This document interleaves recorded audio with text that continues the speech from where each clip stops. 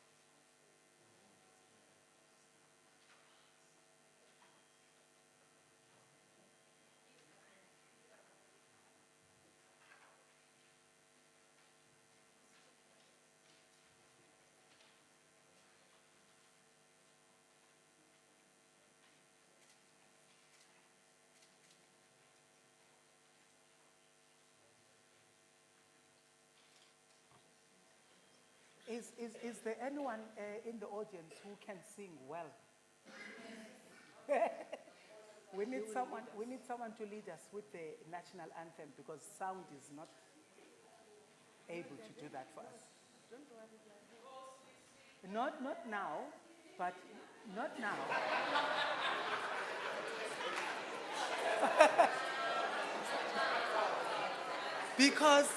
Because in any way you would not be singing it seated anyway. So we'll be that you can sing. Okay. You are the person.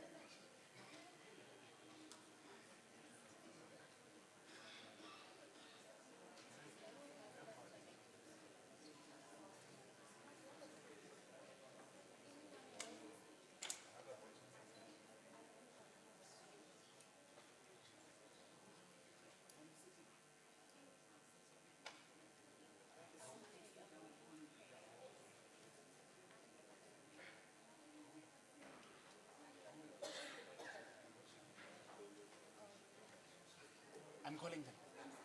I'm calling them.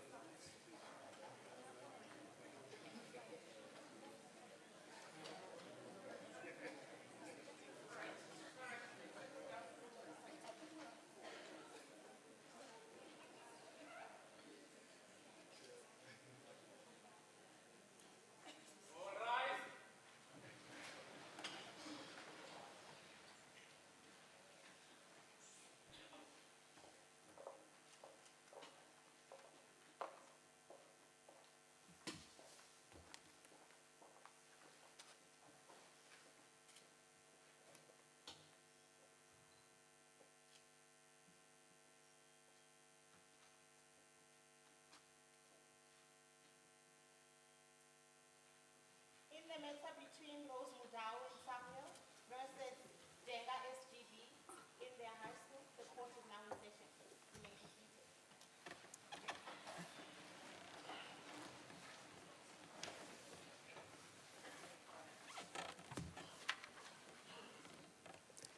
As we commence the program this morning, I'd like to request all of us to stand for the singing of the national anthem, which will be followed by the recital of the preamble of the Constitution. May we all stand?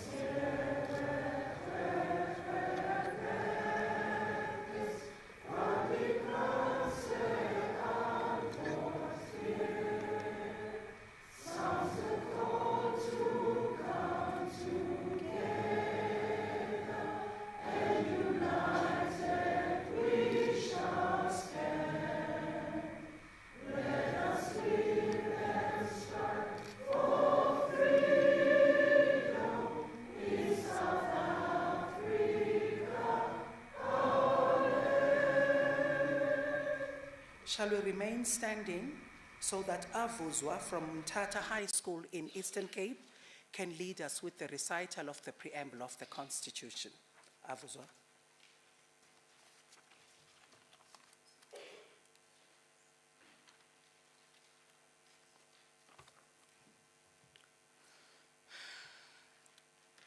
We, the people of South Africa, recognize the injustices of our past. Honor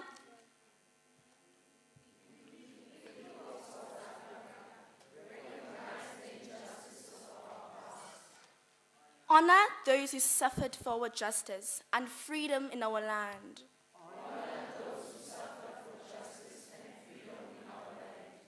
Respect those who worked to build and develop our country.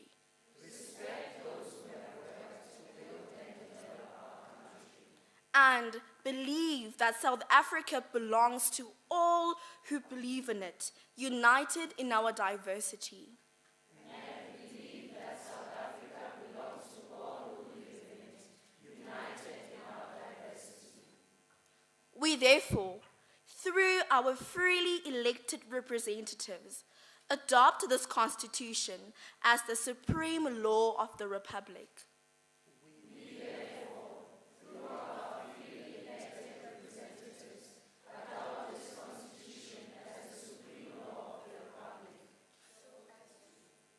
so as to heal the divisions of the past and establish a society based on democratic values, social justice, and fundamental human rights.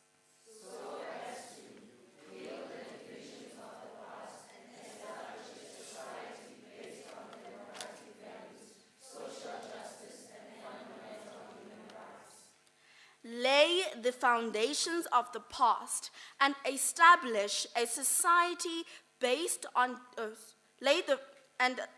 for a democratic and open society in which government is based on the will of the people and every citizen equally protected by the law.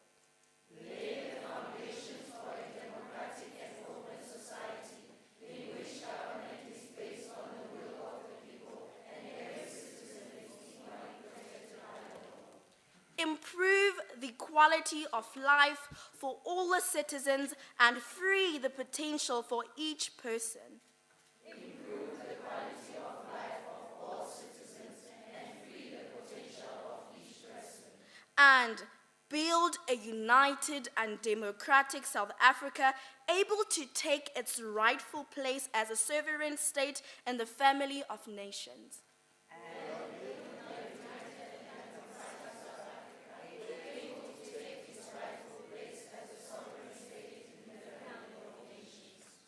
May God protect our people. May God protect our people. Nkosi sikelela iAfrika. Morena boloka setjhaba sa heso. God seën South Africa. God bless South Africa. Mudzimo fatuchedza South Africa. Hosi katekisa Africa. Thank you. You may be seated.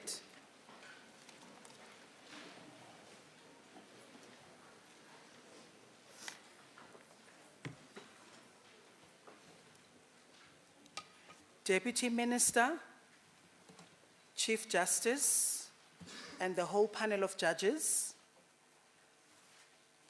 officials, parents, teachers, caregivers, learners, everybody who's here, we greet you this morning and thank you for taking the time on such a beautiful Sunday morning. Some of us would have been in bed still, but it's important that we're here. At this stage then, I would like to request the Commissioner, Advocate Andre Gom, to render a welcome and opening address. Thank you very much and good morning to everyone.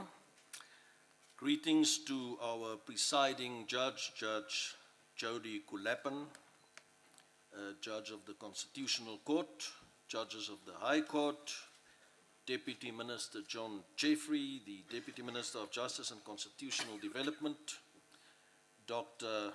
Mohaule, the Deputy Minister of Basic Education, cannot be here today, but she's also been very involved in this whole process, and we thank her for that. Professor Frans Viljoen, the Director of the Center for Human Rights, University of Pretoria, Ms. Chantal Kisoon, the CEO at the South African Human Rights Commission.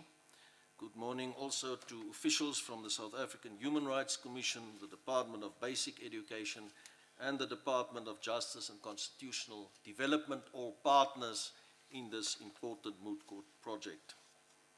And good morning to all participants, particularly the learners and the teachers, and a happy Teachers Month to all our teachers. Today marks the end of the 2022 National Schools Moot Court program and the beginning of a life of learning for the many participants of this competition.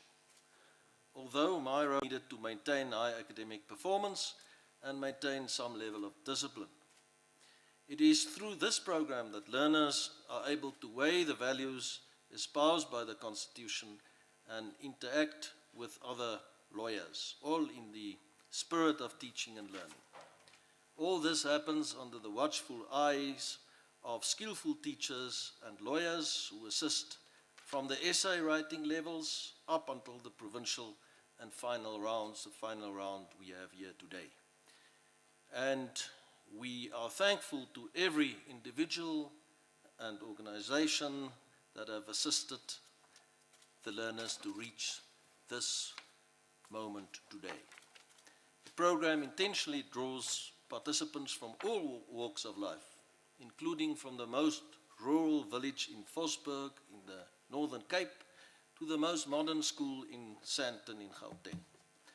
There is only one constitution and one Bill of Rights under which we all are bound and we all enjoy the protections afforded by it.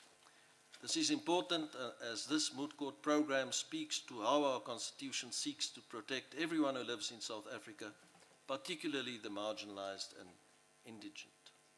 The legacy of this program will not only be how many students it has touched and assisted in making the right choices in terms of higher learning or career choices, but it will also be how far and wide it reached to young South Africans. Its legacy will be how many young South Africans it has conscientized and sensitized about human rights and the protections afforded by the Constitution to their fellow learners and their communities. With these few words, I welcome you all and welcome the justices of the court to the final round of the 2022 National Schools Moot Court program and the beginning of many careers in law and human rights. May we all enjoy this day and undertake to live the preamble of the Constitution as we head back to our communities. Thank you very much.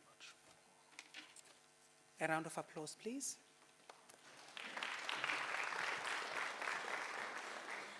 It's not yet time for the Chief Justice, so you can be free until he takes the stand. Then thereafter, you can be as stiff as you want to be. And I also forgot to indicate that this session is being live streamed on all our social media platforms, lest I infringe the POPI Act, Advocate Commissioner Gaum. Just so you know that what you've just delivered now has been streamed live on social media and the rest of the session that we're going to have today. We are going to be receiving a special address from our Honorable Deputy Minister of Justice and Constitutional Development, Mr. John Jeffrey, who is a staunch supporter for this program. Over to you, Deputy Minister. Thanks very much. In terms of the separation of powers, I don't usually stand or sit up here, but just the court doesn't really lend itself to speeches from the side. But Program Director, esteemed judges present, commissioners and officials from the South African Human Rights Commission, officials from various government departments and from the Centre for Human Rights at the University of Pretoria, and more importantly, the learners, their families, and their chaperones. This event is one which is particularly close to my heart and one which I'm always honored to be able to attend. As you may know, the first annual National Schools Moot competition took place here at the Constitutional Court on Human Rights Day, the 21st of March, 2011. At that time, event teams from 4 schools in each of the 9 provinces were selected to participate in this groundbreaking event. Since then, the competition has gone from strength to strength and has produced some remarkable achievements. For 3 years, the winners of the competition here have gone on to the International Schools Moot and have won it, the last time being in 2020. The National Schools Moot program is a collaborative effort between a number of role players, and I think I can say on behalf of all of us that we're extremely proud of the program and what it has achieved over the many years. We believe that for South Africa to thrive as a constitutional democracy, it's fundamental that learners in all our schools know their constitutional rights. Human rights awareness is vital as it contributes to a society which is based on freedom, human dignity, and equality. One of the main aims of this program is to give learners the opportunity to explore various sections of the Bill of Rights and also to develop their own writing and oratory skills and talents. Schools and our young people are often catalysts for social change, and this program therefore becomes relevant in instilling and educating young people, and thus also broader society on constitutional values, human rights, and active citizenry. I'm particularly pleased that this final is currently being live streamed on various platforms. I'm sure there are many learners currently watching these proceedings, and that your participation here today will inspire them to also participate in this competition in future years. The 2020 National Schools Moot Court program began earlier this year with grade 10 and 11 learners writing an essay which delves into the scenario taking place at Denga High School. The school is experiencing a high number of unplanned pregnancies, which has resulted in female learners dropping out of school. Of course, if we look at real life here in South Africa, learners are indeed dropping out of school, not only due to teenage pregnancy, but also due to other factors. I want to share with you the findings recently released by Stats SA in June this year. And these findings show that last year, 2021, nearly 9% of 17-year-olds dropped out of school. Statistics South Africa's General Household Survey indicates that although most 18 and 19-year-olds were still attending secondary school, almost 3 out of 10 learners aged 18 and 4 out of 9 19-year-olds had dropped out of school. The most prominent reasons for non-attendance at school include illness and disability, that's 22%, poor academic performance, close behind at 21%, lack of money for fees at 19%. Reasons for dropping out of school differ by gender, especially for girls who have to stop attending school due to family commitments, that's 13%, while close to 5% of males, of boys, stopped attending because, quote, they had no interest in education. The school dropout rate is of particular concern because students who drop out of school prematurely experience a lack of access to higher education, fewer job opportunities, and lower wages than their peers who finish their schooling. School attendance is extremely important, and that is one of the reasons why the Department of Basic Education launched its new policy on the management and prevention of learner pregnancy in schools towards the end of last year. I won't say too much about the details of the policy, as I'm sure many of you will be referring to it in your oral argument shortly, but just to highlight that the policy affirms the right of a pregnant learner to remain in school during her pregnancy and to return as soon after giving birth as is appropriate for both the learner and her child. The school is also required to reasonably accommodate the learner to ensure that her right of education is not negatively affected. Pregnancy is but one of the factors which can have an impact on the constitutional rights of learners. Here we also think of bullying, both in person and online, and the impact that it has on learners in their daily lives, and how this infringes on their rights to human dignity and equality. We also know that, for example, lesbian, gay, bisexual, transgender, intersex, and queer learners face serious challenges of discrimination and prejudice in schools and in their communities. I want to specifically mention 3 school learners who have tragically taken their own lives after allegedly being bullied for their sexual orientation. According to media reports, Lucanyo Jongo, who was 14 from Stutterheim, and Tiro Moalusi, 15 from Soweto, both committed suicide after allegedly being bullied by teachers. Mpo Falitenjwa, who was 14 from Orange Farm, also took his own life after being bullied because of his sexuality.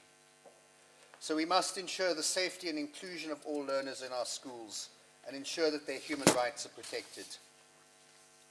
To the learners here today, I've been following some of the clips on social media, and I'm extremely impressed with the quality and the high standard of what we've seen so far. I want to commend and congratulate those who've made it through the various provincial rounds, as well as those in the national finals which commenced on Thursday. To the finalists that are here, best of luck, and we look forward to seeing your oratory skills and your understanding of both the Bill of Rights and human rights generally. To each and every learner who participated, congratulations on what you've already achieved in this competition. You yourselves, your schools, and your families can be extremely proud of you. I know that in a few years from now, some of you will be appearing before this court as legal practitioners. For those of you who plan to embark on studying law, there's a saying in legal circles that many candidate attorneys are taught, namely, and I quote, "If you can't convince them, confuse them." However, I can unfortunately assure you from personal experience that that doesn't work. So to the finalists, take note of that as well. I want to wish you all of the best for your school career and for your future studies. You've been given a talent. Harness that talent and use it towards the greater good of society and to help build a better world.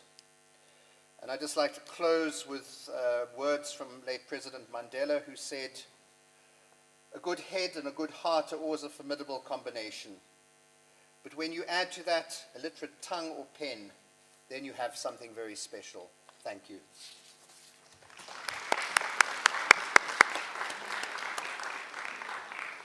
Thank you so much, Deputy Minister. Without now wasting time, I also just need to mention that we are on Newsroom Africa. I'm not sure if they are live, but I'm told that they're coming in and out of this court to take some live snippets from the sessions, or from the session that we have today. So we thank you, Mr. Mhlanga, for advocating and for just putting us on the map and making sure that there's advocacy and communication about this program. I'm now going to cease from the stand, and as I cease, I'm going to hand over now to the bailiff, Ms. Rohula Bilankulu, who is going to now take us through how we are going to proceed. She's also going to introduce the panel of judges, and then thereafter I will come back only after the judges have announced the winner, so that we can then consolidate the session for this morning. Thank you. Rohula? Let us all rise to start our session.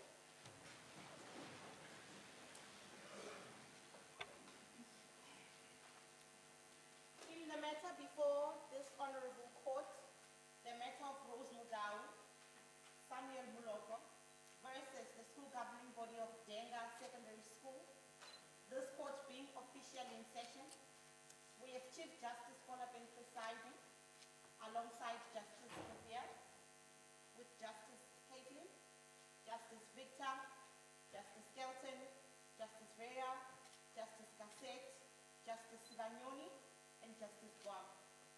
This court is officially in session. You may be seated.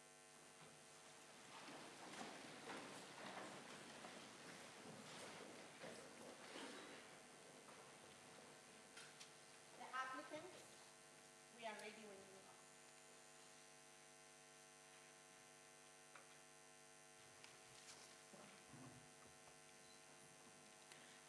My Honorable Justices, my name is Amahle Ngubane, and I appear on behalf of the applicants with my co-counsel, JC Francis. For the next 8 minutes, I will be addressing the issue concerning the unconstitutionality of Section 6.3.4 of the Respondent's Pregnancy Policy. My co-counsel will then address the issue of the violation of the first applicant, which is Rose's right to privacy and unlawfulness of her suspension for 10 minutes. We respectfully reserve 2 minutes for rebuttal. In turning to my submission, we submit that Section 6.3.4 of the Respondent's Pregnancy Policy is unconstitutional on these following grounds. Firstly, it violates Section 9 of the Constitution. Secondly, it violates the right to dignity. Thirdly, it violates the right to privacy and the right to found a family. In turning to the first ground, which is the violation of Section 9. Section 9 of the Constitution provides that everyone has equal treatment before the law. Section 6.3.4 of the Respondent's Policy violates the rights on 2 grounds. Firstly, it discriminates against learners on the basis of gender. Secondly, it discriminates against learners on the basis of pregnancy. In turning to the first ground, we submit, under Section 9, we submit that Section 6.3.4 of the Respondent's policy unfairly discriminates against male learners because male learners in similar circumstances to the first applicants, which is Rose, would not be required to disclose the identities of the women they impregnated so that these women could account to instances of sexual violence, coercion, or statutory rape. Accordingly, this shortfall would not be in the best interest of these children. On the grounds of pregnancy, this section also discriminates against learners on the basis of pregnancy, as the policy does not extend protection to vulnerable girls who are sexually violated but not yet pregnant. Based on these two grounds, we submit that the policy violates Section 9, Subsection 3, and that discrimination is unfair. On the basis of dignity, the Respondent's pregnancy policy is unconstitutional as it violates Section 10 of the Constitution, which is the right to dignity, which states that everyone has an inherent right to have their dignity protected. As the first applicant is a student, she is likely to be charged when disclosing the identity of the father and stigmatized on dating an older man who in this case is a bus driver and being pregnant at a young age. In the case of Teddy Bear Clinic, Teddy Bear Clinic versus Minister of Justice, in paragraph 52 states that dignity recognizes the inherent worth of all individuals, including children, as members of our society, as well as the value of the choice they make. Teenage pregnancy is already deemed negative by society, and by instituting this legal process, hence prolonging the applicant's case, the respondents hence directly encourage her further stigmatization and further being judged by society. Ms. Ngubane, the idea of having a policy to deal with pregnancy at school appears to, if one looks at the policy, directed towards providing counseling, protecting the learner who's pregnant, and if the person responsible for the pregnancy is also a learner, counseling that person. So is that not an objective that is positive in terms of learners' rights and in terms of their right to education? As the court pleases, may Chief Justice please rephrase the question. Okay, it seems that when one reads the policy, the idea behind the policy is to protect both learners if both of them were responsible for the pregnancy through counseling and not through their suspension. And this part of the policy that we're dealing with today relates to persons outside of the education system. So I'm trying to understand what is wrong with the policy if it has that objective. Do you follow my question? Yes. As the court pleases, my Chief Justice, what is wrong with this policy in this instance is that it violates the rights of the learners in reference to dignity, as per Section 10 of the Constitution.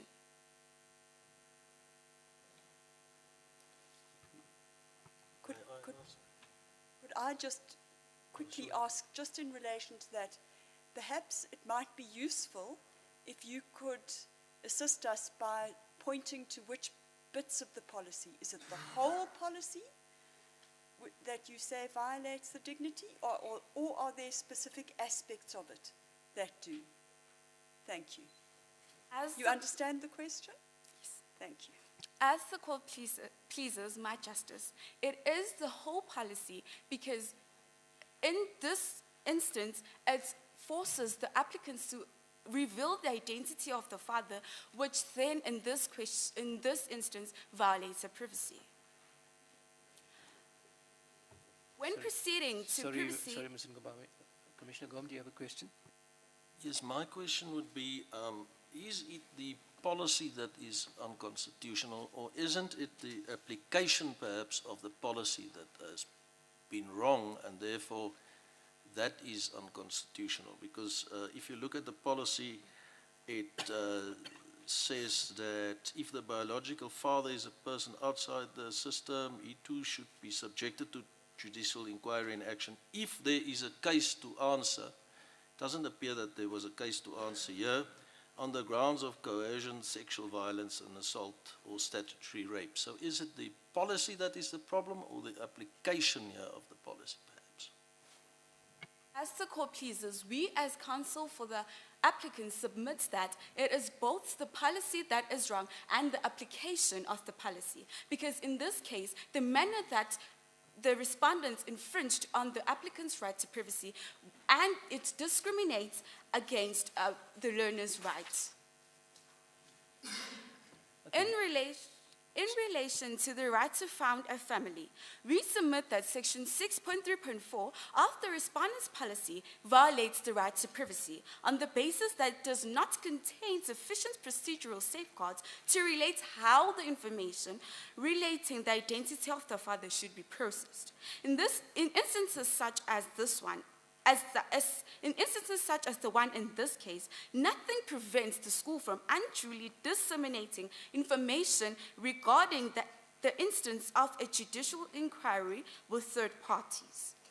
Particular to this case, this equally violates the right to found a family, as disseminating such information places the second applicant's job, which is SEMO, at risk, unduly so. If this court pleases, I will now hand over to my co-counsel to address the issue of privacy and suspension. Thank you, Ms. Ngubane. Ms. Francis?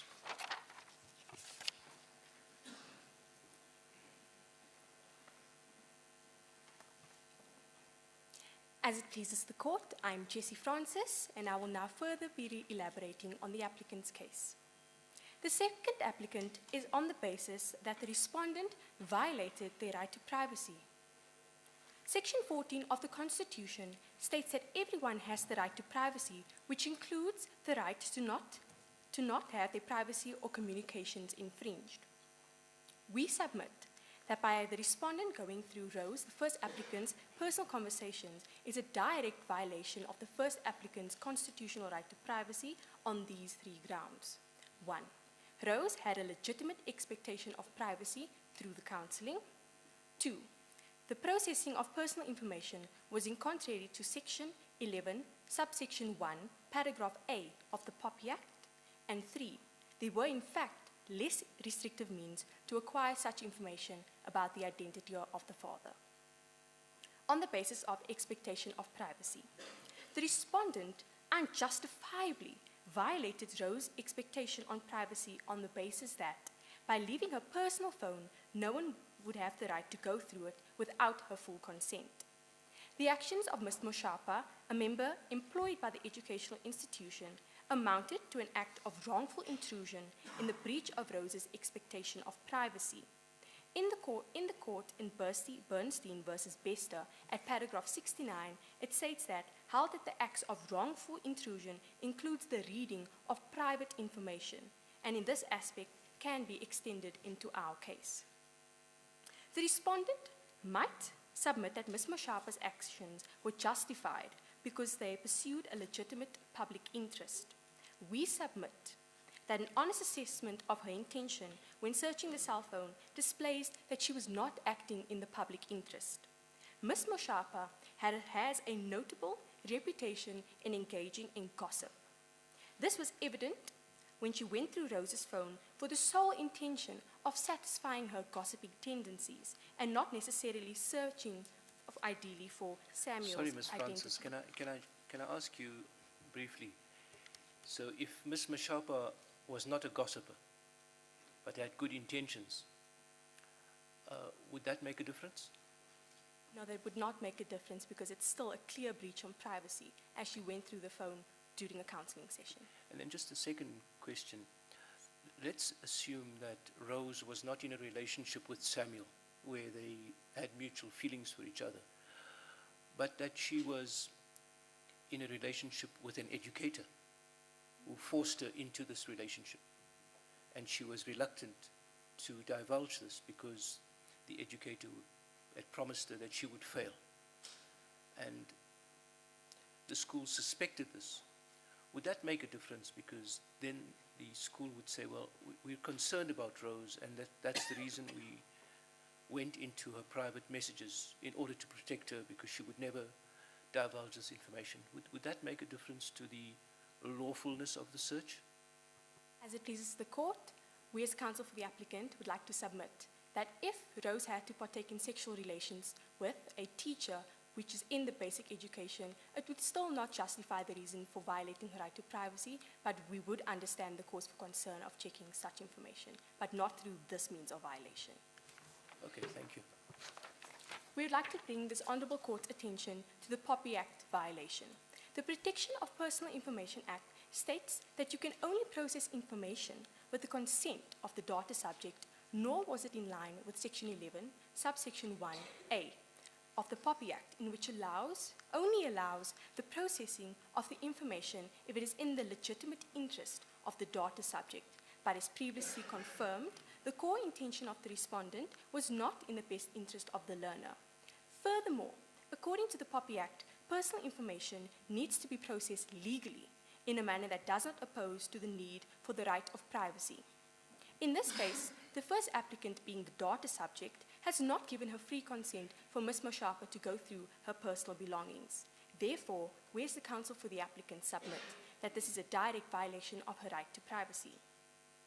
We submit that the respondent could have considered less restrictive means to acquire such information regarding Counsel? Samuel's identity. Can I just ask a question? Is there a balancing exercise that perhaps needs to take place here?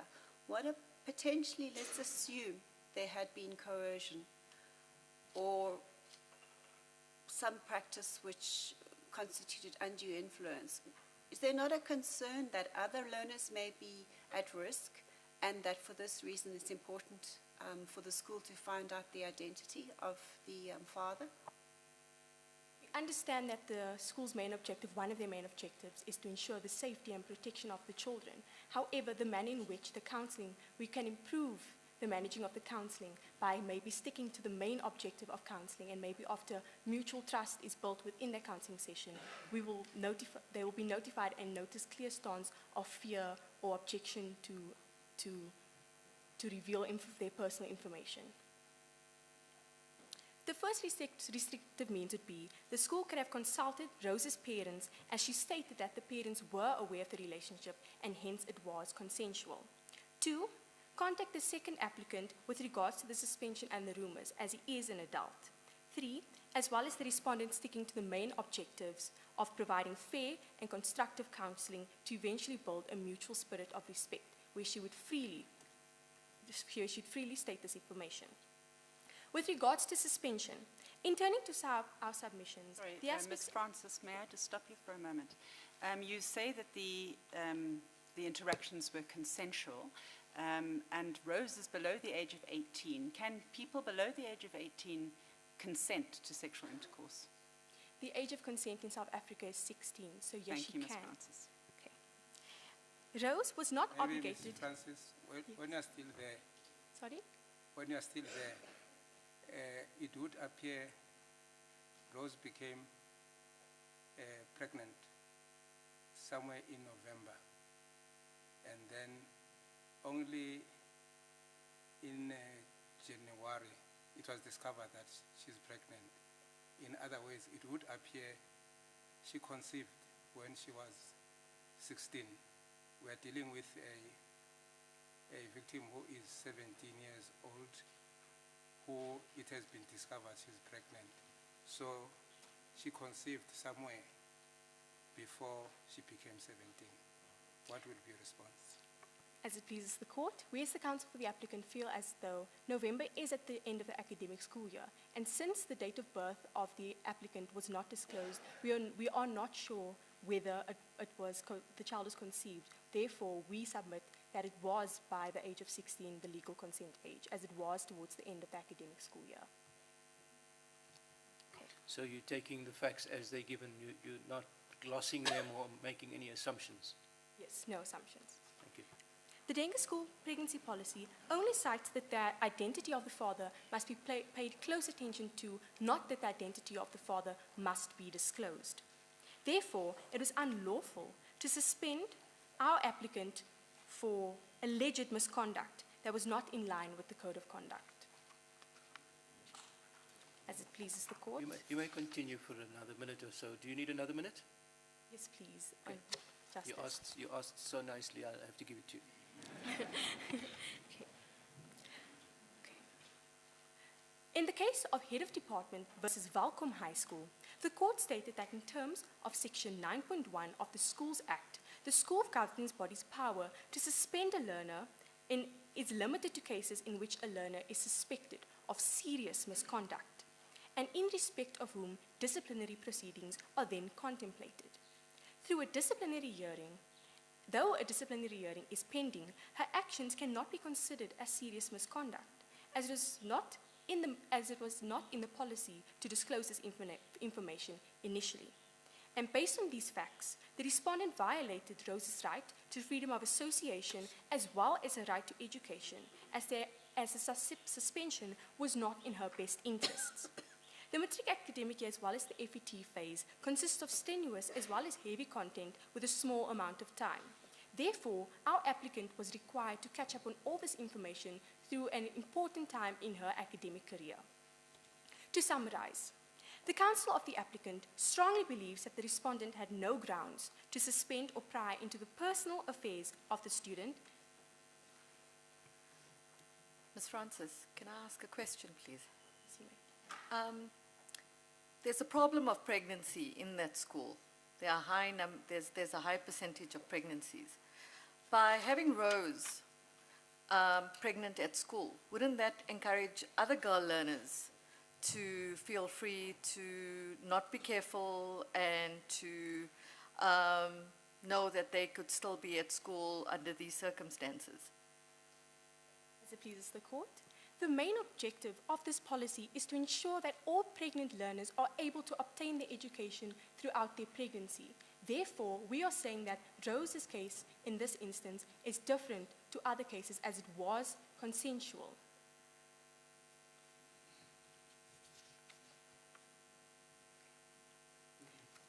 Ms. Francis, are you about to wrap up or have you wrapped up? Can I just do my praise, please, Honorable Justices? Sorry? My praise, call for praise. Okay.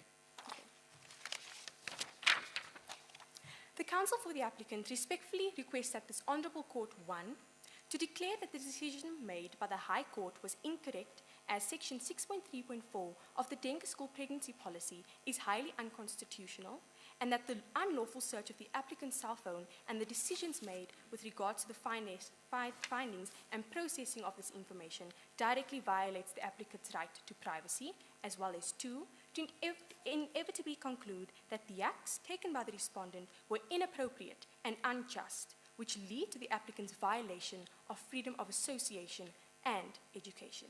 Respectfully submitted. Counsel for the applicant. Thank you, Honourable Justices. Thank you, Ms. Francis. Good. Are the respondents ready? Is it Ms. Mukandelere?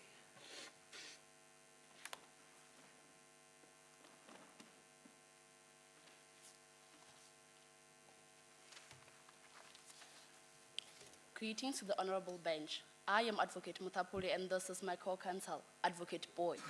In the case between Rose Mudau and Samuel Muloko versus Denga High School, we are appearing on behalf of the respondents on this Honorable Court to bring forth to the House its largest capacity.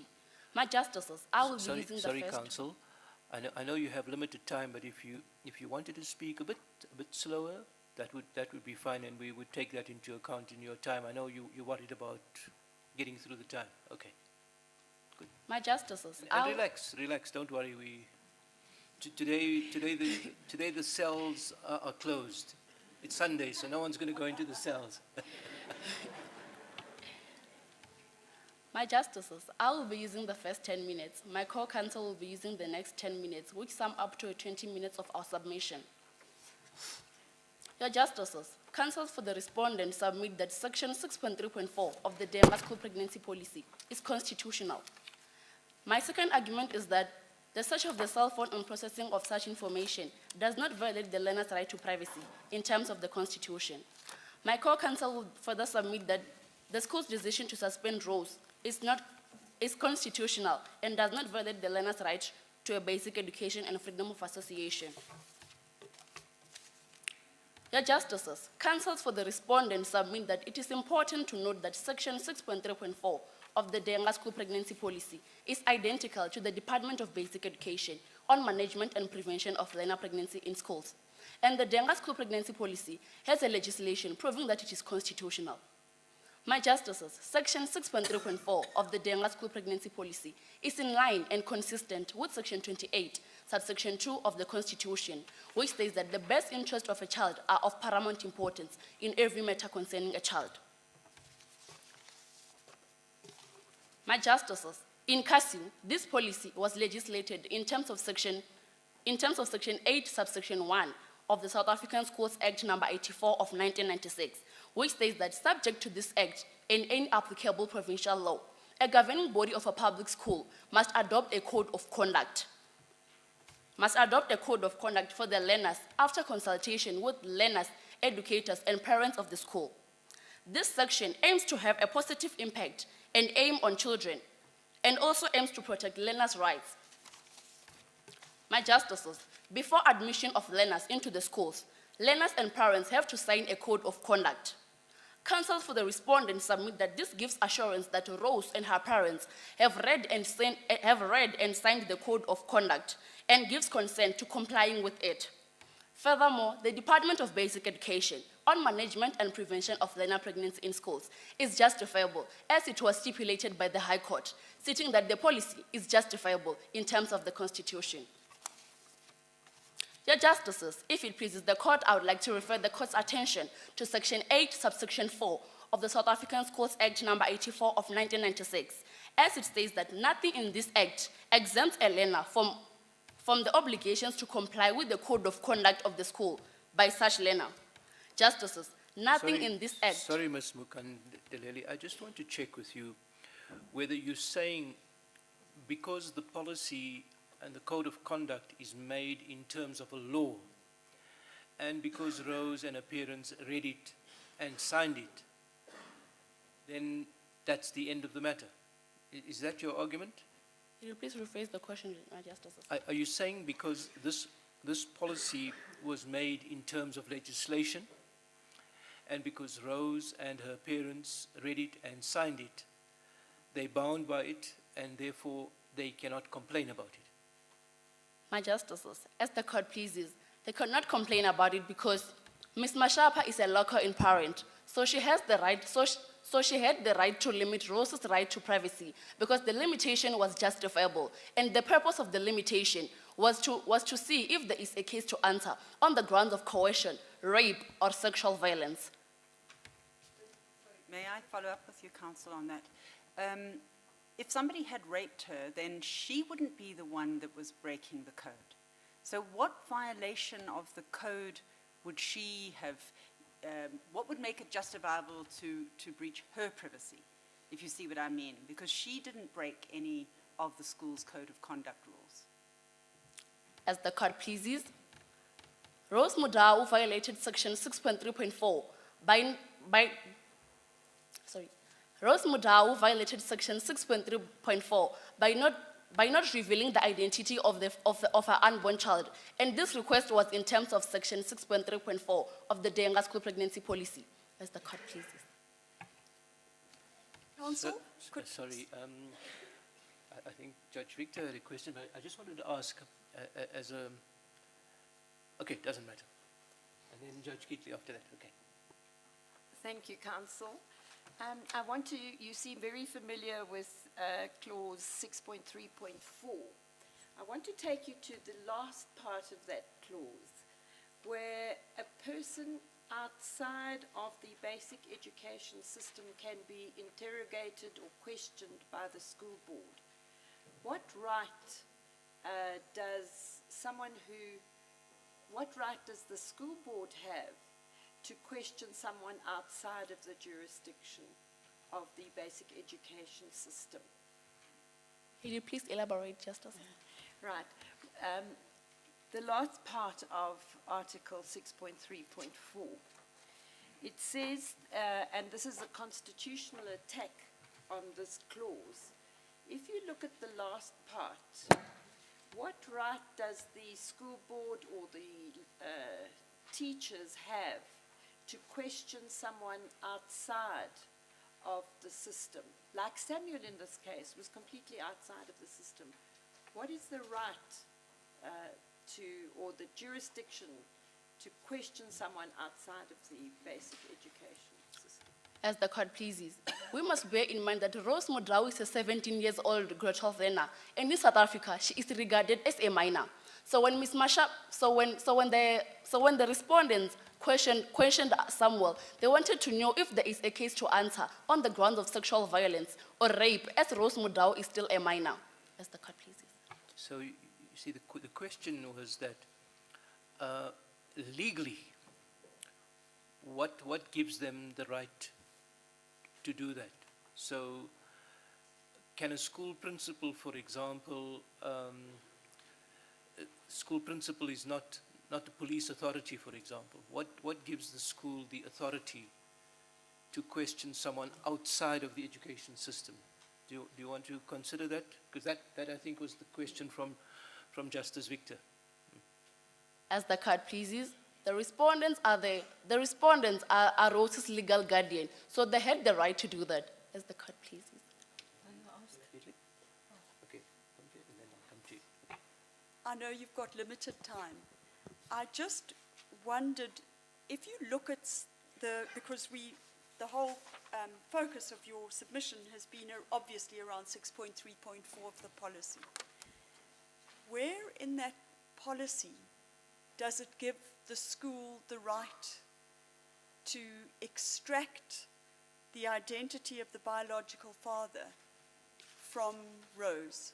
Where in that policy can we read that she has agreed to give up that information when asked, and that if she doesn't, she's breached that policy? Do you understand my question? I don't, Justice. Let me give...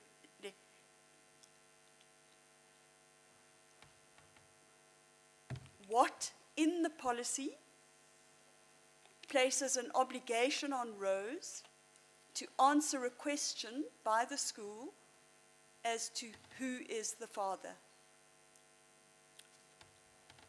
As the court pleases, Section 6, we must bear in mind that Section 6.3.4 is identical to the Department of Basic Education on management. And I'm asking you to look at that section and to tell me from looking at it, where does it say to Rose that you must tell us when we ask who the father is?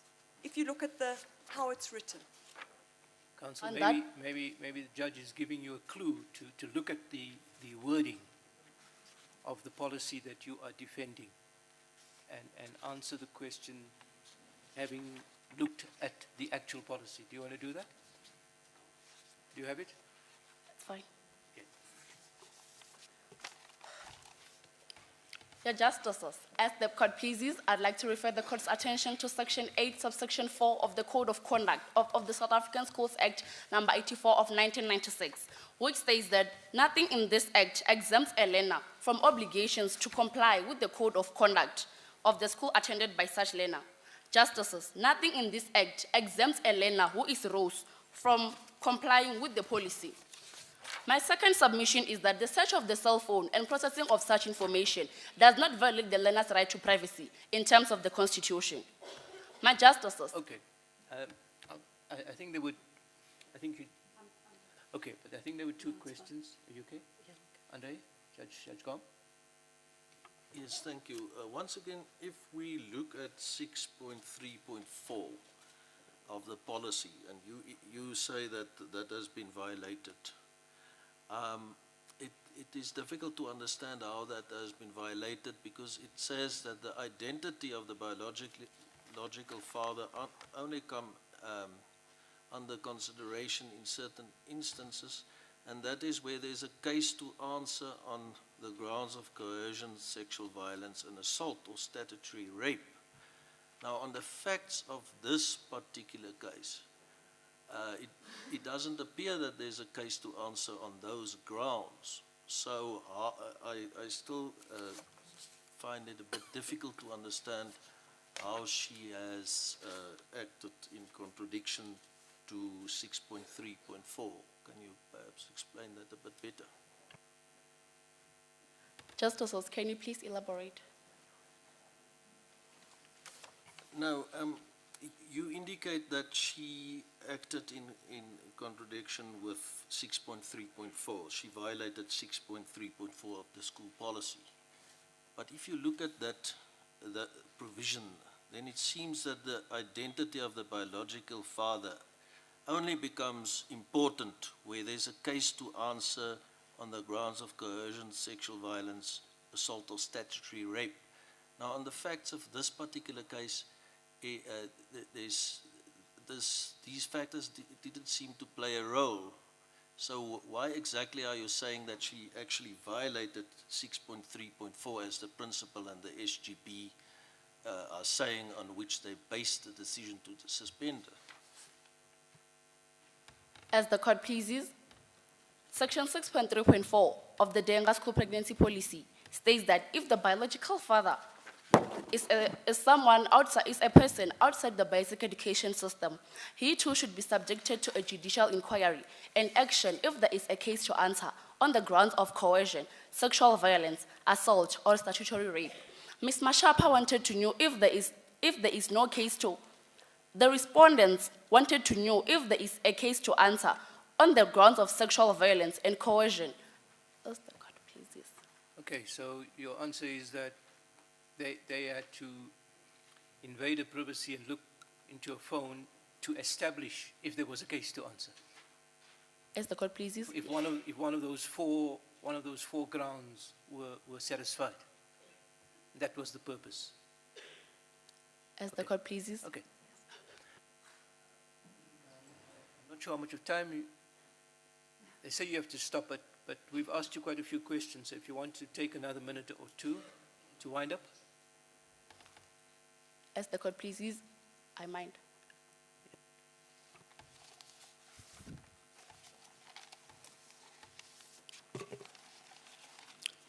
As the court pleases, the first applicant, who is Rose, was given a platform to reveal information that was going to help to ensure that the policy was followed. The search of Rose's personal cell phone was not a violation of her privacy, but rather there was a limitation, but rather there was a justifiable reason and purpose to the right of privacy, taking into consideration the limitation and its purpose in terms of Section 36, Subsection 1, Paragraph B, which is the importance of the purpose of the limitation. The purpose of this limitation was only to make sure if it is not sexual violence, rape, and coercion. The best interests of Rose are of paramount importance in every matter concerning a child, in terms of Section 28, Subsection 2. Her best interest that she is not a victim of danger, like rape or sexual violence. Ms. Mashapa is a parent in loco. She has the primary consent to make decisions as a parent to a child in Rose's absence. Ms. Mashapa's actions was to make sure that the school is in awareness of Rose's father of her unborn child, as Rose has refused to disclose such information.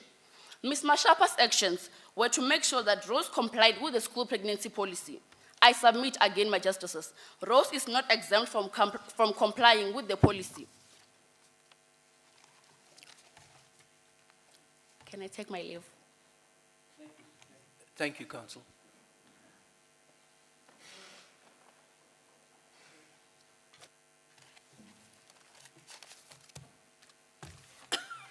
As it pleases the court.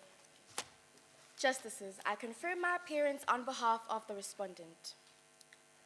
We are brought here today by the applicant on argument that the school has acted unlawfully and that its actions were unconstitutional on the basis that they violated the applicant's rights to freedom of association and education in terms of the South African Constitution. We, as the counsel for the respondent, respectfully submit to this court that the school's decision to suspend the applicant was not unconstitutional and that it did not violate the applicant's rights to freedom of association and education in terms of the Constitution. Firstly, I'd like to bring the court's attention to Section 28, Subsection 2 of the Constitution, which states that a child's best interests are of paramount importance in all matters concerning the child.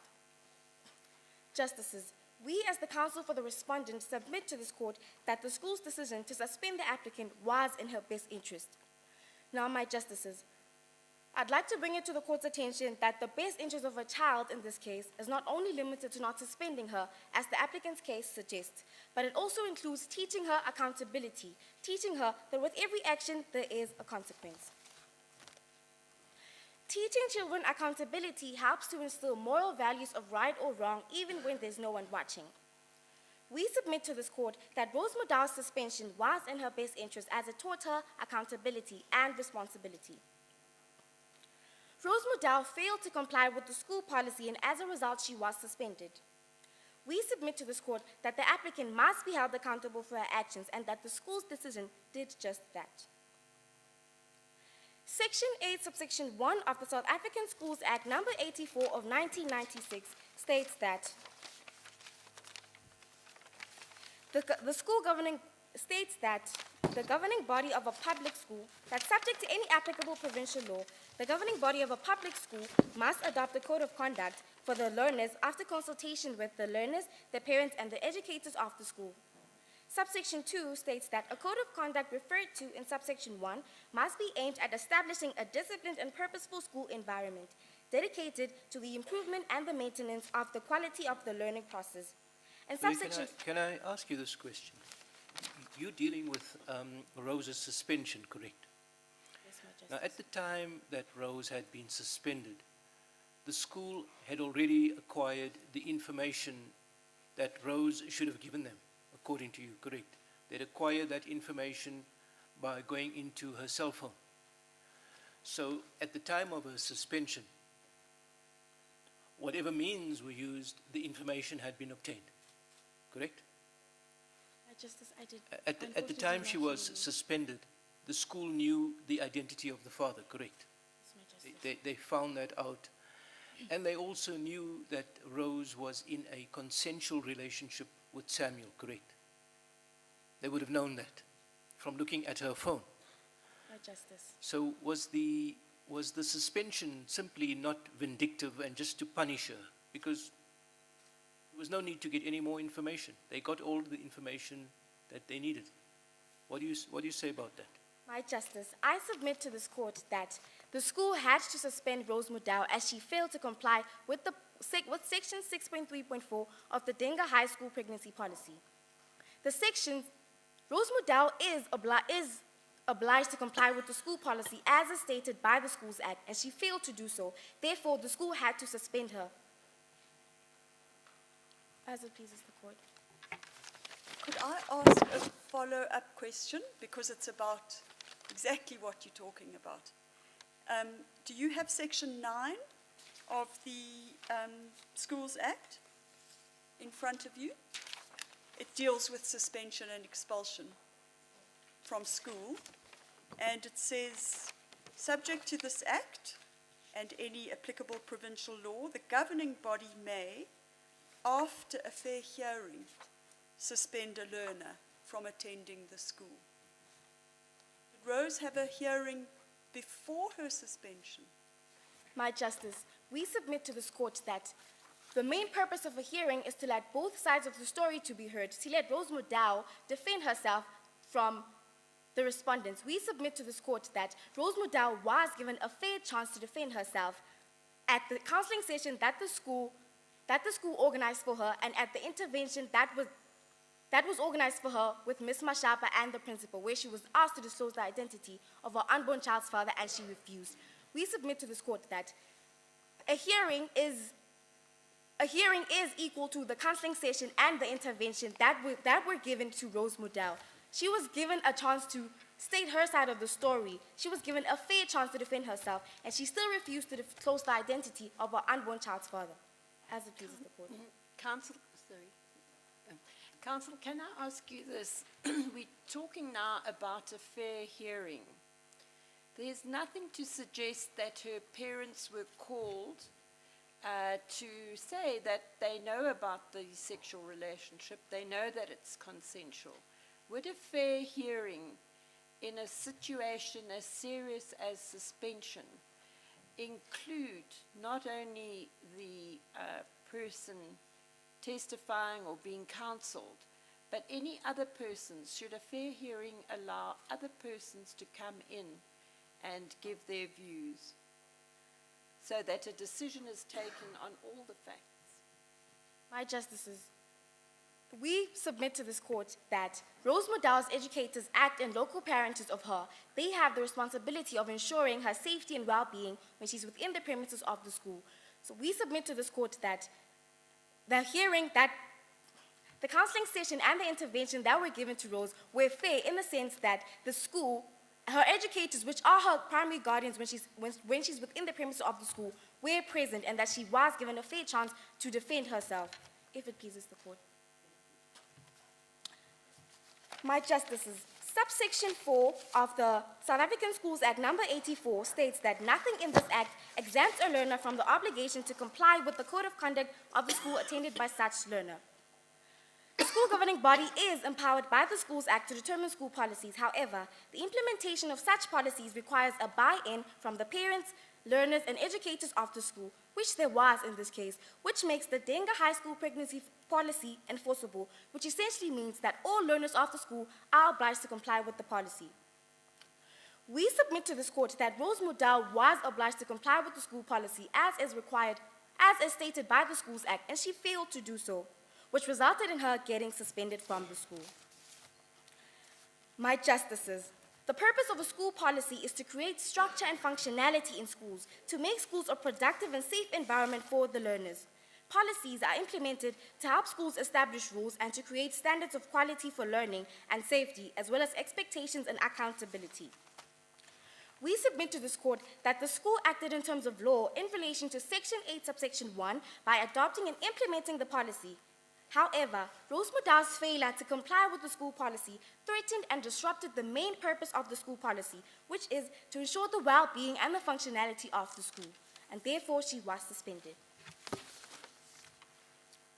According to Section 9, Roman Figure 2 of the Children's Act 38 of 2005, when determining the best interest of the child, you need to look at the nature of the personal relationship between the child and any other caregiver or person relevant in those circumstances. We submit to this court that when Rose Modell is within the school premises, her educators are her caregivers, as I have stated before. Her educators act in local parenters of her. They have the responsibility to ensure her safety and well-being for as long as she's within the premises of the school. Sorry, Counsel, can I just test the submission that you're making? You're almost suggesting that as long as she's on the school premises and involved in educational activity, her educators are her parents, in effect. Does that mean that her biological parents or her legal parents then are excluded from any decisions that might be taken with regard to Rose's well-being? No, my Justice. What it means is that seeing as her educators are her caregivers when she's within the premises of the school, they have the right, they were well within their right to decide, to determine what Rose's best interests were at that point. They were well within their right to determine and to take the decision that they made at that point, if it pleases the court. To the exclusion of their parents?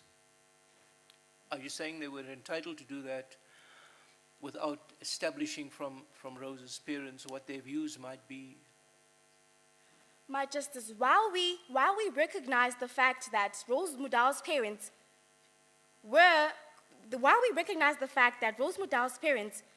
could have been called to the school, we also want to submit to this court that we also like to remind this court that, as we previously submitted, Rose Modell's educators are her caregivers when she's within the premises of the school.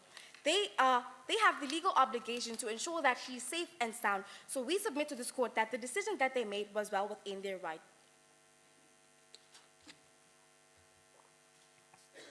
Could I just ask you this? How fair could it be to have the teachers, who are the ones and the principal who actually suspended her, took the decision to suspend, also at the same time to be expected to be her guardians. It's like being the prosecutor and the judge, isn't it? My Justices, In your own case. My Justices, we'd like to submit to this court that even parents are both the prosecutors and the judges when raising their children. They have the responsibility of making sure that discipline is instilled on their children, and that is the part that the school and the educators played in this case. They had the responsibility of making sure that Rose Mudau understands the seriousness of the matter, and at the same time still receives disciplinary, at the same time she still is disciplined for her failure to comply with the school policy. If it pleases the court. Thank you. I think there are two more questions. Justice Variava and... Thank you. Counsel, do you agree that pregnant learners also have a right to a basic education? Yes, my Justice. So, by suspending the learner, are you not denying her her right to basic education? No, my Justice. I'd like to bring the court's attention to Section 36, Subsection 1 of the Constitution, which states that the general requirements for the limitation of any right is that it may only be limited in terms of law of general application to the extent that the limitation is reasonable and justifiable in an open and democratic society based on human dignity, equality, and freedom. We, as the counsel for the respondent, submit to this court that the limitation that Rose Mudau's rights were not violated but were instead limited due to a plausible and justifiable reason, her failure to comply with the school policy. My Justices, we'd like to submit to this court that the limitation clause says that Sorry, there's one more question for you. There must be a limitation and... Oh, sorry, are you still busy answering that question? Yes, my Justice. My apologies. There must be a link between a limitation and a purpose. We submit to this court that the limitation of the applicant's rights to education and freedom of association in this case completely promote the purpose of the limitation, which is to teach the applicant accountability. And we submit to this court that the purpose of the limitation in the applicant's case is legitimate and justifiable, if it pleases the court.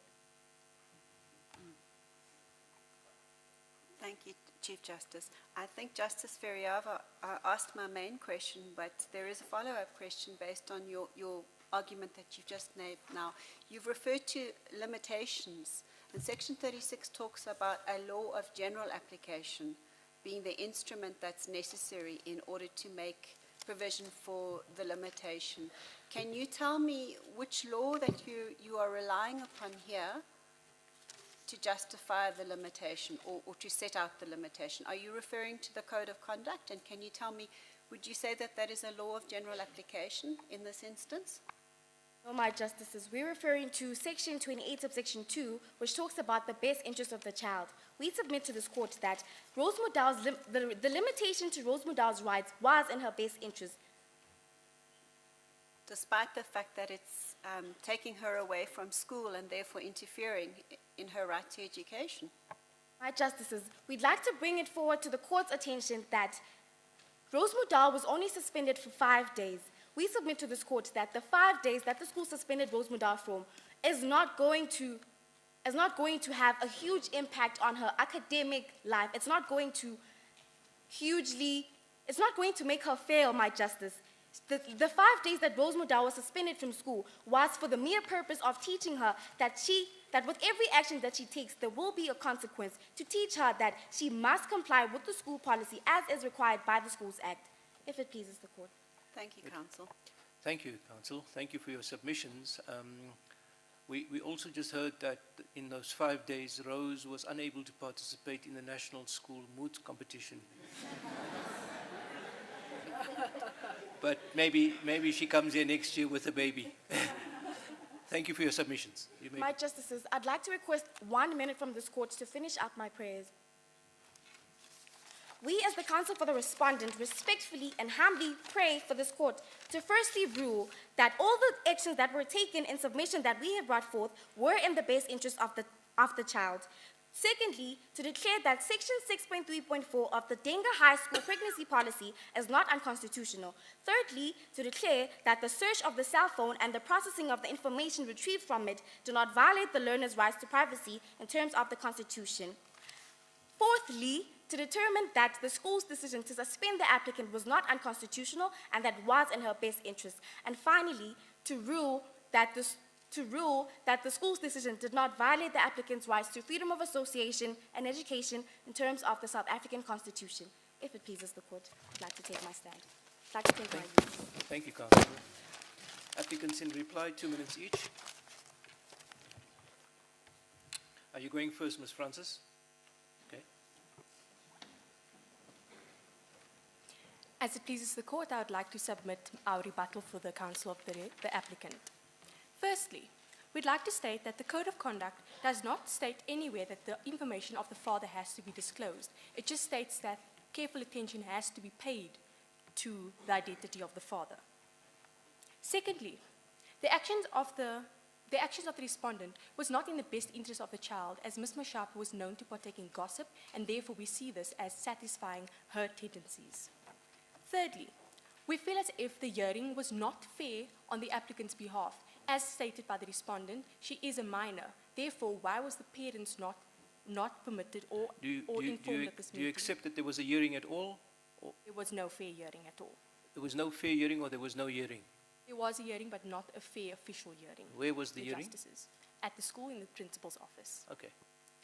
4, we can see the actions of the respondent as a direct abuse of power, as they disciplined the applicant on means whereas she was not in the wrong.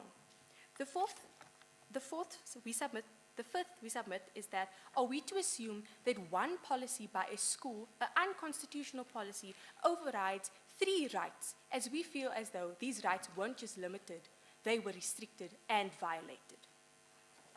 The last point we have for this is that the school was not acting in local parentis as Ms. Mashapa was not acting in the best interest of the child. Respectfully submitted. Thank you, Honourable Justices. May I just ask one question? The respondent argued that it was a justifiable limitation for them to gain access to her details on the cell phone regarding who the father was. What do you say about that? We submit as the counsel for the applicant that the actions taken was a direct infringement of the invasion of privacy, as this was covered up as a means to counselling, yet Ms. Mashapa went behind the applicant's back to retrieve such information by going through her social media as well as personal conversations. Thank you. Good. Thank you, Ms. Francis. Ms. Ngubane? Okay, you covered. Oh, just one. Good. Good. Thank you. Then we've considered, or we have heard all your submissions. We've also read your heads of argument. This is a difficult case, so we're not going to deliver an extempore judgment, but we'll adjourn for a few minutes to consider the submissions.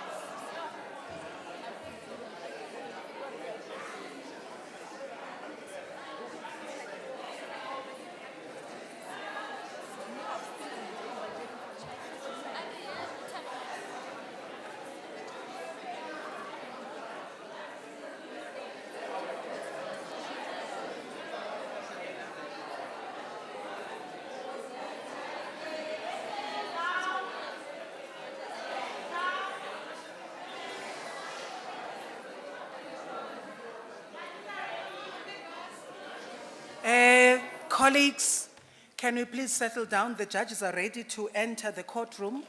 If you can just settle down. We're giving you 45 seconds to settle down.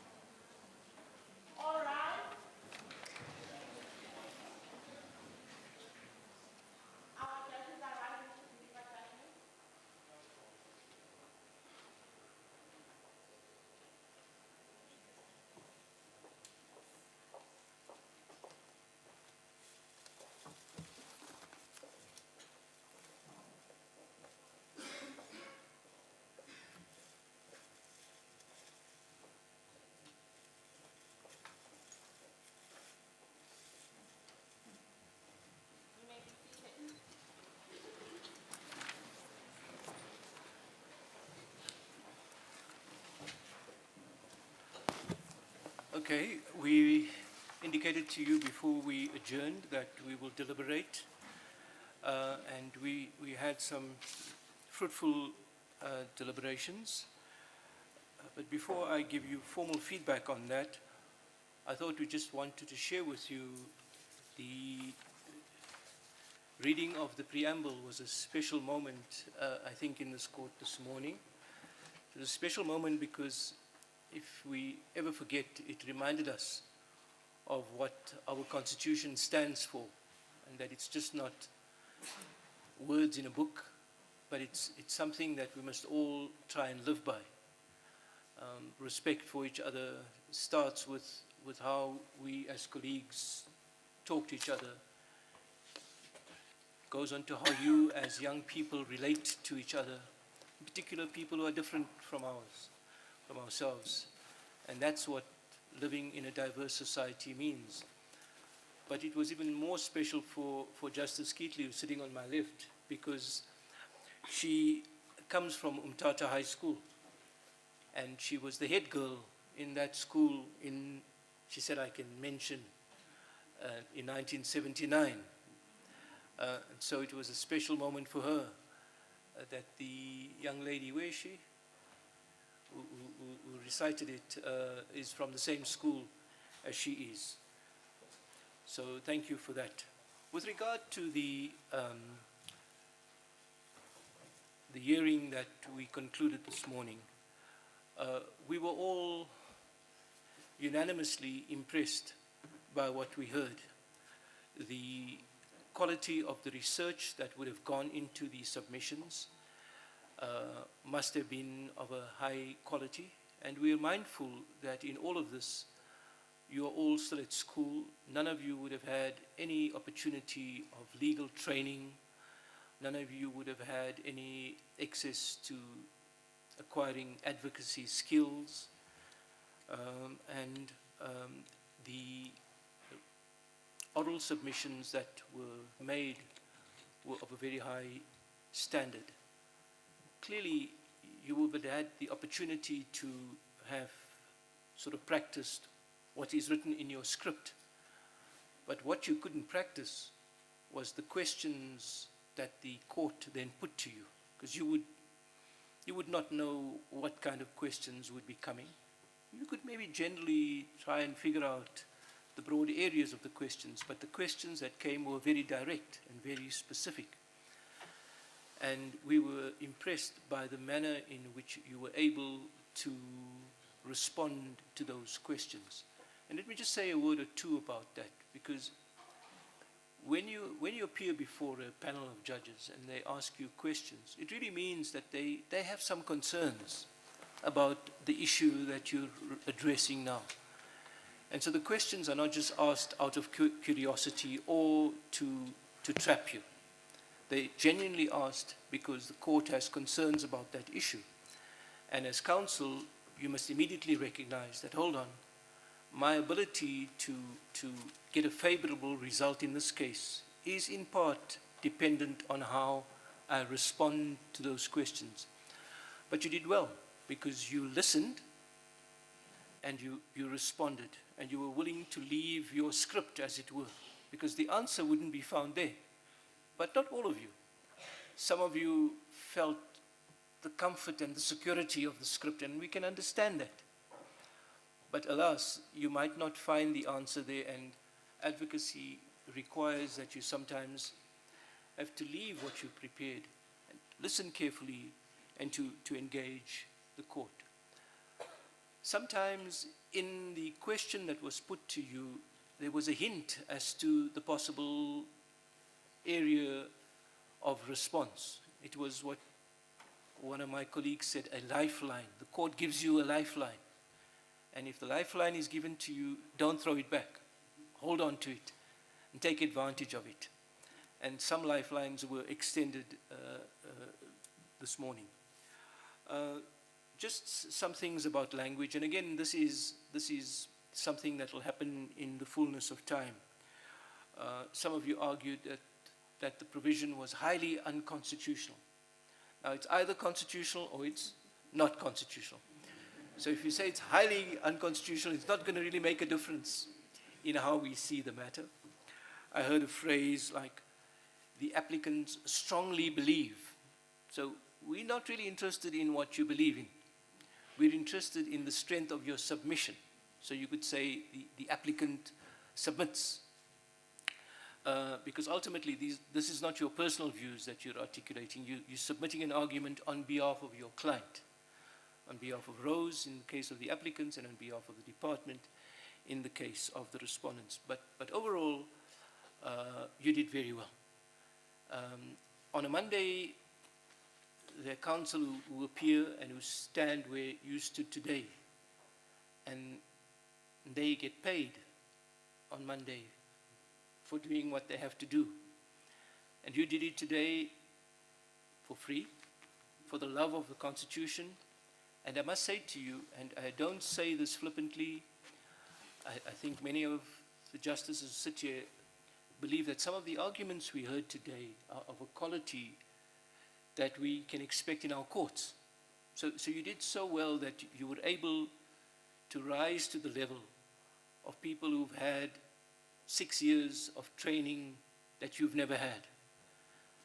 And so that must augur well for you, but for the legal profession in our country, and also for the Constitution, because it says to us what the enormous potential is that exists in our society. And when the Constitution commits itself to freeing the potential of each person, then if you wish to choose a career path in the law, then today is a wonderful demonstration to all of us that it's something that can bring you great joy and great satisfaction. And the profession, the legal profession, is a wonderful profession because it brings you right into the center of what the society we live in is about. And the Deputy Minister and I might disagree, and we might even agree where the courts play too great a role in defining our society. But whatever the outcome of that argument is, it's an important role that we play every day. It's just not about making decisions. It's about impacting on the quality of the kind of democracy we want to have in South Africa, and the kind of society that so many people lived for and so many people gave their lives for. And that's what the law is all about. At the end of the day, shorn of all its technicalities, it's about the quest and the search for justice. So well done. And now, finally, let me announce what I've been paid to do. The difference between the two teams was a very narrow one. And we recognize that the facts of the matter may have made it slightly easier for the applicants, because the facts favor the applicants. But we took that into account. We took it into account in considering the quality of the arguments that were made. Even though the respondents had the facts not always on their side, the manner in which they responded was something we had to take into account as well. And in conclusion, we found that by a relatively small margin, the winning team were the applicants.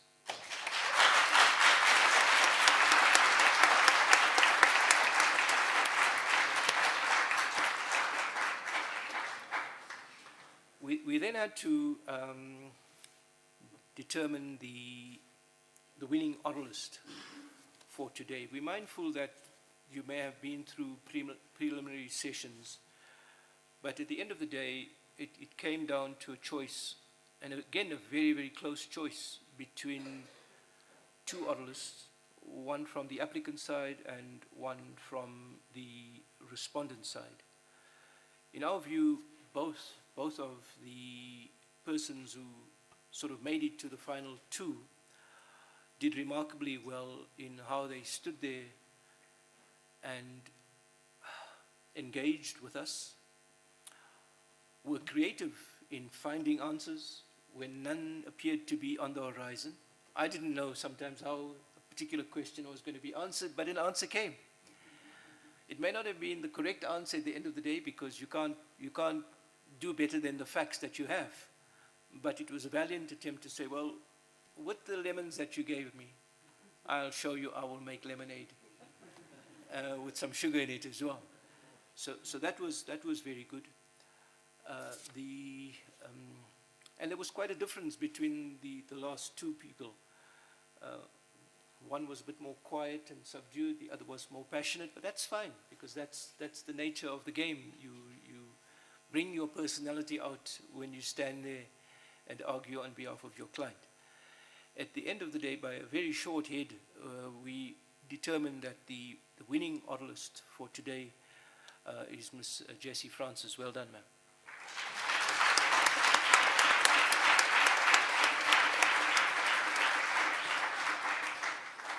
And Ms. Puye, may I say that you did remarkably well today.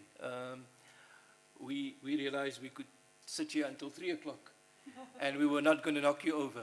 You were going to stand your ground, and you were going to make your arguments, and you were going to find submissions and so you can be very proud of what you did as well today, but as well to the rest of the team, because even those who didn't make oral submissions today would have been involved in the research, in the planning, in the preparation. So all in all, I thought it was a well-spent Sunday morning for all of us, sitting in this historic venue and listening to the voices of the future. I just want to thank the organizers again on behalf of all the justices for putting this together. I have a particular bias in this. I was the chairman of the Human Rights Commission for many years, I feel particularly proud that the Human Rights Commission, together with the Department of Justice and Constitutional Development and the Department of Basic Education, have continued with this important event. So thank you very much, and I think we have nothing more to say. All right.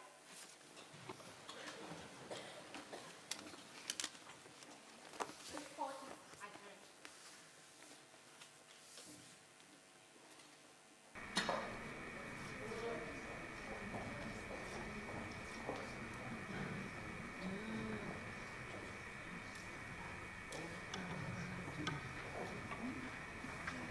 All righty, thank you very much. You may be seated because we just have 2 last-minute items.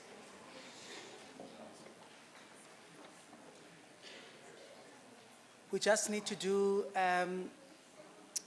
the prize giving, and then we'll do the vote of thanks. But as I'm told, I just need to wait a little bit regarding the prize giving. You'll just indicate to Rahula when you're ready. But I just need to make a few announcements. The first thing is that we are running a little bit behind schedule, and as a result, I've been requested to just ask that when we finish, when we say Amen, we go outside in the foyer, and you'll find that there will be lunch that has been arranged for the learners.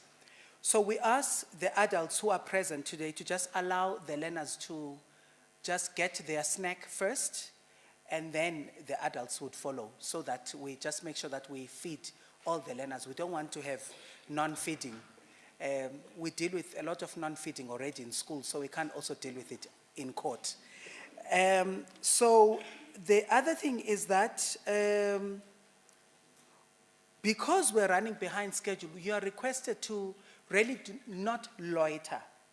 Just get your food and run straight to your shuttle so that you can be brought back Otherwise, some of you will miss your flights, you'll miss your buses and everything else that you're traveling with or on to get you back home. So don't loiter, don't socialize, just eat and go. Joyce, Rohula, are they still bringing the continental pillows?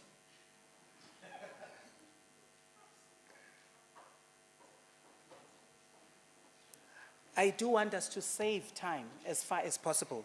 Can I, in the meantime, is it okay, Acting CEO, if I ask you to render a vote of thanks in the meantime? Yeah, I think we could do that rather than just having a vacuum.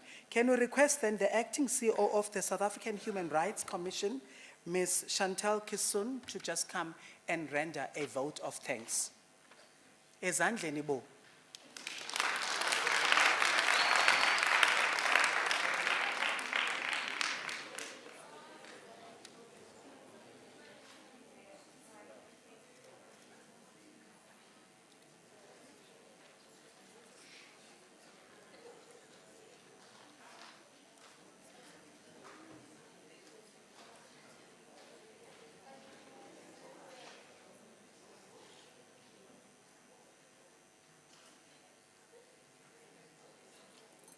Hello, everybody.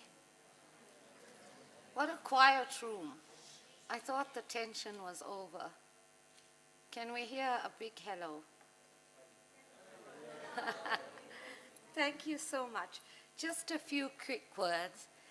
The Human Rights Commission and Department of Basic Education, the Department of Justice, and its partners view this moot court and the ones before it as potentially one of the most exciting platforms to raise awareness across school communities in South Africa, wherever these communities may be.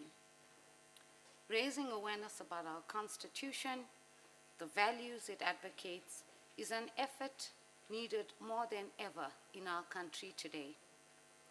The vision of late Professor Christoph Haynes for a national schools moot court competition took shape in 2011 through the Center for Human Rights at the University of Pretoria, the Department of Education, and the Department of Justice and Constitutional Development, together with the Foundation for Human Rights. He would no doubt have been ecstatic today. In 2019, when the Center handed the project over to the Human Rights Commission, the Commission took it on as a special privilege to lead the competition as its flagship human rights advocacy project. Tertiary institutions across the country since then have become a part of the project. The University of Pretoria, through the Center of Human Rights, has continued to give incredible support to making this project a success. I include in there Univen, which has more recently joined the team that brings this project together. The National Schools Moot Court competition has grown from strength to strength since the late Prof. Haynes and other founding partners first championed it. The first word of thanks, therefore, goes to the late Prof. Haynes and the stalwarts who supported him, the Deputy Minister of the Department of Justice, the DBE, and the Foundation for Human Rights. Indeed, the competition has grown in strength and stature over time, thanks to the efforts of a wide body of people who believe that awareness of human rights and critical thinking about human rights are one of the most powerful ways in which to transform our society into one where respect for a culture of human rights prevails. In 2020, our national finalists participated in the first global moot court competition, participating with a number of different countries for the first time. The 2020 team brought the global trophy back home, making us all tremendously proud of their efforts and boding well for this program. The Commission has enjoyed unstinting support for the National Moot Court competition from partners in the Department of Basic Education and the Department of Justice, as I've said, from its inception, who believe in stimulating active interaction between learners and the Constitution, which governs us all from an early age. The Commission therefore thanks the Department of Basic Education and the Department of Justice for consistently honoring this event, and in particular Deputy Minister John Jeffrey, who to my own knowledge has never missed a final and has enthusiastically thrown the weight of the Department of Justice behind the competition, regardless of the demands on their time. We've held now the Moot Court in a number of platforms. During COVID-19, the Moot Court was held remotely. And yet, despite this time, justices of our court agreed to preside over the National Commission each time we asked, lending their august presence to the proceedings. Members of the judiciary have continued that tradition of support today. Usually, advocates have to jump many legal rules before they are able to access this court. It seems the court is biased, as it has waived all of its many rules to preside on a Sunday here today.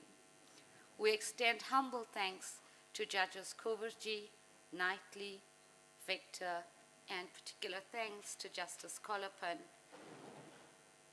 for prevailing and presiding over this panel from the highest court in our country. And we appreciate very much that they have taken time out of their rigorous schedules to support learners and to support this competition. Your presence has elevated this competition to one which will forever be etched in the minds of us all. Thank you, Justices. Our partners from Cliff Decker through Ms. Jackie Cassette, human rights experts, Prof. Anne Skelton from the University of Pretoria and Leiden, and Farnaz Bravia from Section 27 have also walked this journey with us and presided as judges today. We appreciate, in addition, the adjudicators of the preliminary rounds, who included a broad range of legal professionals in private practice. We thank donors and sponsors for in-kind contributions, the law firm Cliff Decker Hofmeyr, Freedom Park Trust, Study Trust, and Old Mutual. Together with DBE TV, your support has been invaluable to the Commission, to the partners, and certainly to the learners.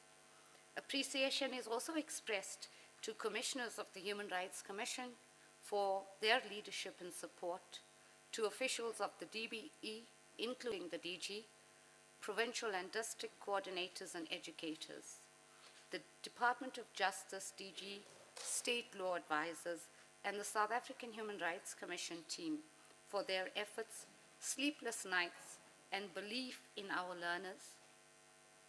To parents and learners, you've been nothing short of amazing. We hope you will continue to promote human rights and wish you well. A very humble thanks to you all. In closing, I want to say that the problem statement you interacted with is a reality, and just one reality of the many dimensions of challenges which face our society today. And we look at the context where over 300 reported teenage pregnancies were documented in the last quarter. We look at the context of COVID-19, abiding poverty, deaths of minors in taverns, in pit latrines, and the constant threat of load shedding and its reality. In this context, it's clear that learners today face a host of challenges which impact on education. Despite these challenges, however, your voices have rung out clear as a bell today in this very auspicious chamber. Clearly, all of the schools which participated in their districts through the provincial rounds, and now here at the national levels, are a testament to your resilience, your commitment, and awareness of human rights. For now, you may be only a small group of winners, but your formidable talent, courage, and sheer amazingness bodes well for us, a country of winners. It means respect for human rights will always resonate with you, wherever you go, and whatever discipline it is you choose to follow. We therefore express immense gratitude to you, your parents, your educators, your guardians, and wish you every success with the upcoming matric examinations and for the future. A real sincere and hearty congratulations. We are looking forward next year around the same time through the Commission to convene again the National Moot Court competition, and we are exploring as well opportunities to again participate in the Global Moot Court. We will keep all schools notified of the developments on this through the DBE. Congratulations all again, and thank you very, very much. Enjoy your Sunday.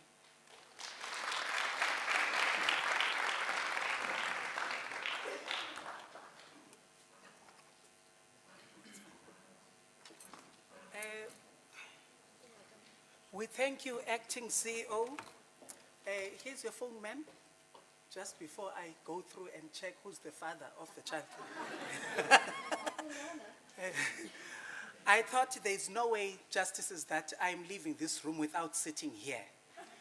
That's why I changed positions. So let's give over to Joyce to then do the handover of gifts and awards.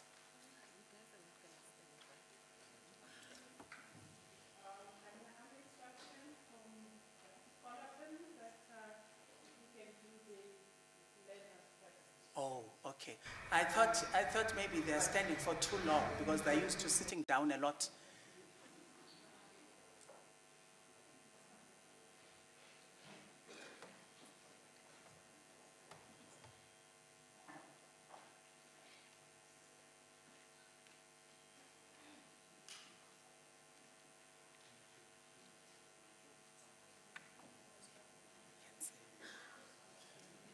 You can do it, it's fine.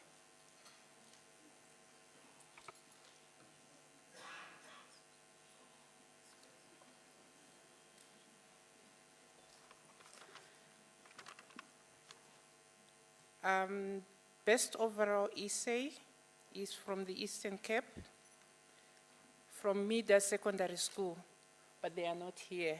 But the provincial coordinator is here for Eastern Cape. It's Shamuli, Shakia, and Kim Sibanda from Mida Secondary School.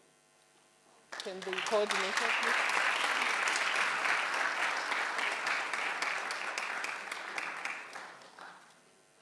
You can come and get the certificate from the judges. And that school was also the best applicant essay. It's also Mida Secondary School. So you can go to the justices. They say to the back.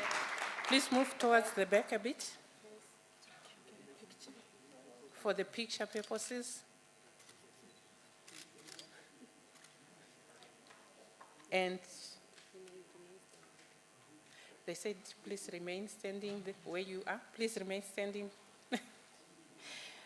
Best Respondent essay, they are here. It's Mutata High. It's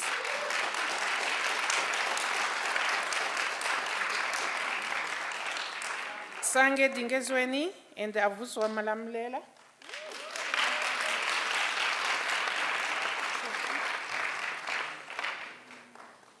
Trophy, please.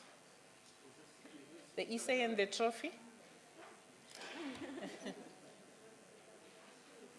Two of them. Two of them. Each one gets. Please pause with the justice. Avuso? Please pause with the judges. Please pause with the justices for a picture. The other one side, the other one side. Yeah, yes. And the educator, the chaperone.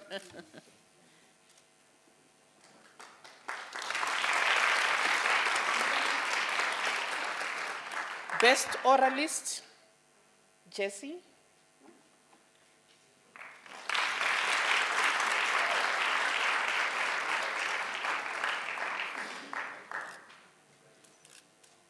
Jessie's which school? Huh? Wynberg High School in Cape Town, Western Cape. Roller? Trophy, please. Oh, she has. The runner-up team is the respondent team. 4 of them. There have to be 4.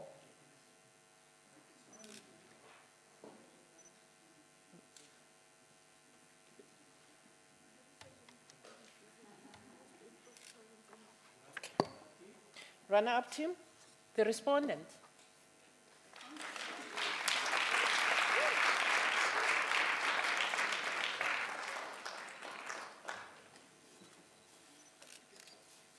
Rohula, please advise me the schools again. Mpapuli High in Limpopo.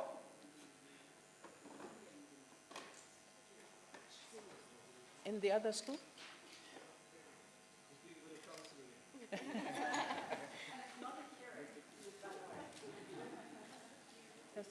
The other school is Goldview in Northwest Province. So, Limpopo and Northwest. Thank you. And the winning team are the applicants. So that is Nsikayetu in KZN and Wynberg Girls High in Western Cape. Oh, it has not yet been completed. All right, we will complete them. Yes, I think they were still waiting for the names.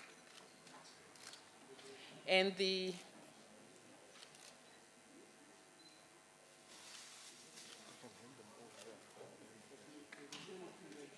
yes, they can hand them over to us, including the trophies as well, because they still need to be inscribed with their names. And the chaperones, the educators, the coaching in their coach.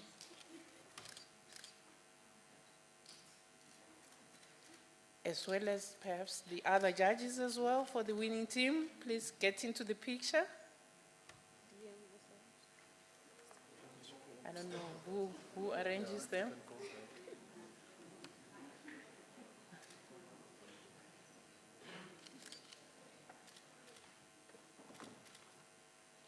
Ladies and gentlemen, the 2022 winners of the National Schools Moot Court program.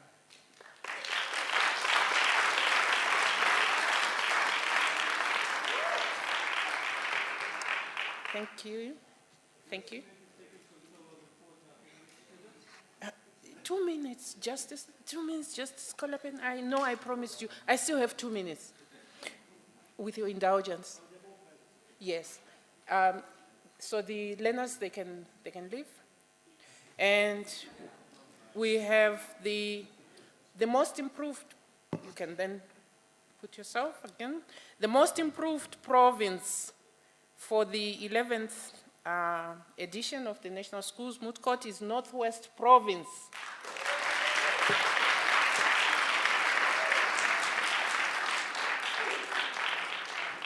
No, it is your educators, the coordinator for Northwest. Oh, Ntate Senso, I think he's not with us. Oh, they will be represented by the educator from Goldview.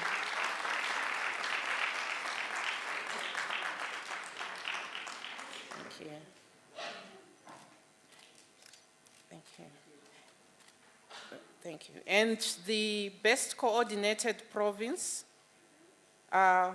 for the entire round in observing the rules of the competition to a T without any problems whatsoever is the KwaZulu-Natal province.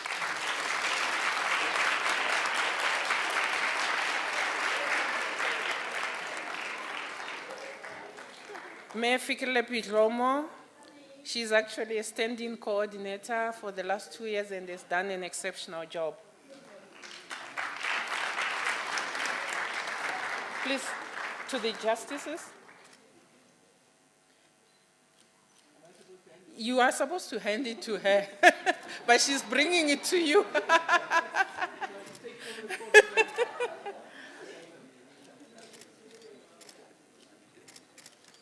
Right. Thank you. And as tokens of appreciation for the judges for taking time out of your busy schedules on Sunday, a restful Sunday, please check then tag the names inside first.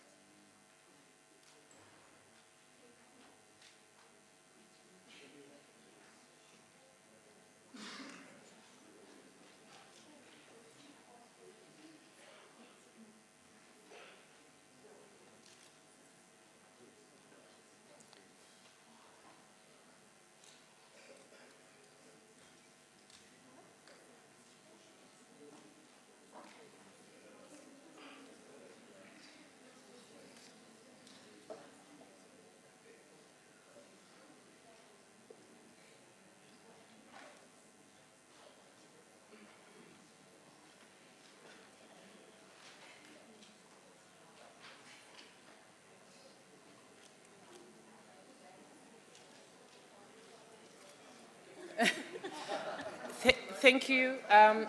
Liko, over to you. And Justice Kolapen, I met my target of 10:30. All right, thank you so much. We'll allow Justice, Deputy Minister, and Commissioner to then exit the courtroom. Thank you very much.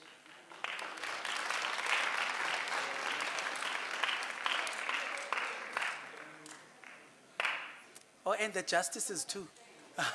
And the justices too. Yes, everyone, my apologies. Oh, this side, okay. There is also an exit outside. Yeah. All right, so we've come to the end of the program.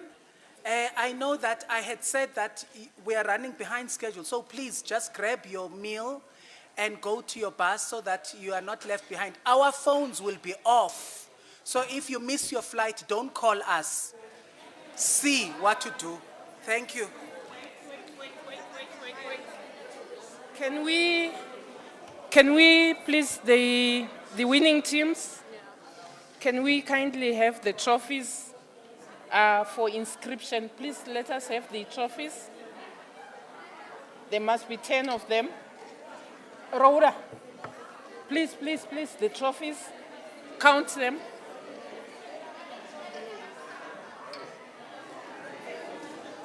I need 10 trophies. I need 10 trophies.